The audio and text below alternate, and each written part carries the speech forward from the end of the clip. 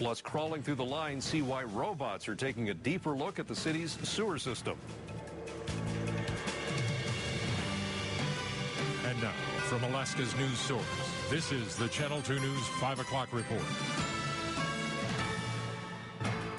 Good evening, everyone. They're using robots to look for some expensive repair problems. The Anchorage Water and Wastewater Utility is closer to finding out tonight just how many repairs it will need to make on the sewer system in order to avoid costly failures in the future. For a few weeks now, the city has been using robots to crawl around inside the sewer lines to inspect those pipes. And Channel 2's Jason Lamb tells us tonight what the utility has learned so far. Jason? Well, Mike, so far the AWWU is going through the smaller pipes in the city. The larger ones are next, but they say they've already learned a lot. The folks at Red Zone Robotics are used to hanging out around some pretty messy places. So we figured, what is dirty, dark, and dangerous? Where do we not want to send people?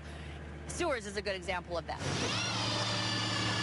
A few weeks ago, we introduced you to one of the first cameras that Anchorage's water and wastewater utility is using to inspect pipes, called the Solo. And this is its bigger cousin, the Responder. It's able to inspect larger sections of sewer lines around town. It's very heavy. It's 800 pounds, so it can handle very high velocities. In pipes, there's very high velocities. It could actually wash someone down the sewer.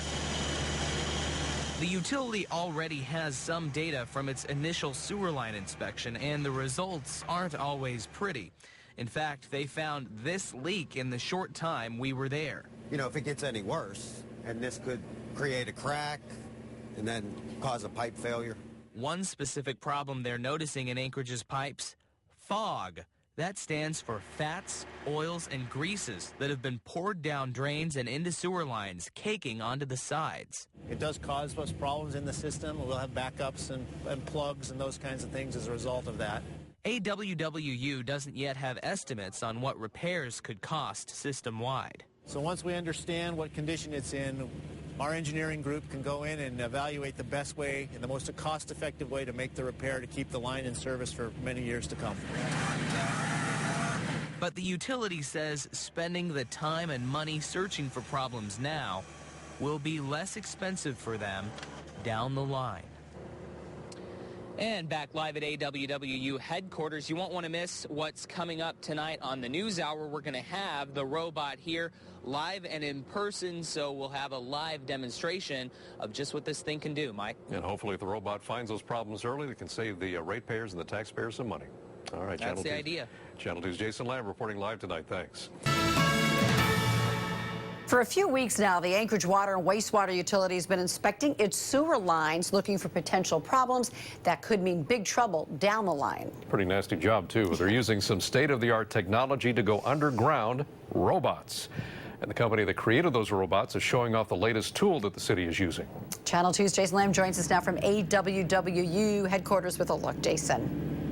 Hey guys, we're actually coming to you from the camera that's mounted on one of these robots. Now, we actually told you about the smaller variety of this robot a few weeks ago. This one, as you can see, is a little bit bigger. And to help tell us a little more about what exactly this thing can do is Michelle Beeson with Red Zone Robotics. So, Michelle, tell us exactly the features on this robot and what this thing can do that maybe that smaller one can't.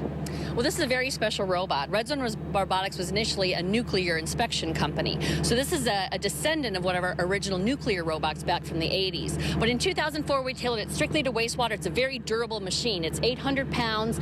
It does more than a conventional TV camera. It has a TV camera, of course, but also has a H2S gas sensor because the gases can be very corrosive in sewer, causing failures. So we measure gases, we measure temperature. We have a 3D spinning laser, too, that spins and collects hundreds of thousands of points of data inside the pipe. So we can quantitatively measure if we have a problem in the pipe and what that pipe is and is it at risk of failure. Then below we have the sonar. So below the water where otherwise you can't see, the sonar measures debris. So sonar is a beacon that goes around, it'll measure the debris in the pipe, and then we can quantify and tell the utility, do they need to clean the pipe, how much debris is in the pipe, are we restricting our capacity? And this thing can move around too, look at that, okay. Now, one of the things that the city mentioned is they found a lot of fog or fats, oils and greases in their pipes just in the few weeks they've had this. What's the big deal about that? Fog is a huge problem. A lot of people don't realize when they put grease down their drains, it's hot when they put it down their drains, but when it gets into the sewer, it coagulates and coats the pipe walls. Kind of like when we eat fatty food, it coats our arteries, so that grease will build up and close in the sewer, which could cause an overflow. So it could back up into people's homes or go onto the streets or their yard. It also is very corrosive, so it could eat away at the pipe walls, causing a failure in the pipe. Okay, and the last question we have here, everybody's talking about cost, but what about the cost of letting a problem like fog or another sewer issue get out of hand and then you have a bigger problem to deal with? Can you talk a little bit about that? Oh, absolutely. AWA's been very proactive. You know, proactive is much more better than reactive, right? When a pipe fails, we have to dig up the street. It impacts customers and homeowners and traffic. Everything's much more costly when we are in a reactive mode. By inspecting before, we can catch problems before they become a failure. So if we go in the pipe and we inspect and we find a crack, we can do lining, we can do spot repairs to fix that before it collapses, before it's more costly. All right, Michelle with Red Zone Robotics, thank you very much.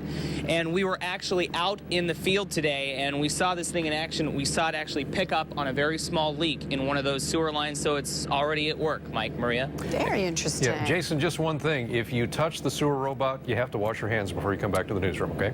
Very well, please. absolutely. All right, Channel 2's Jason Lamb.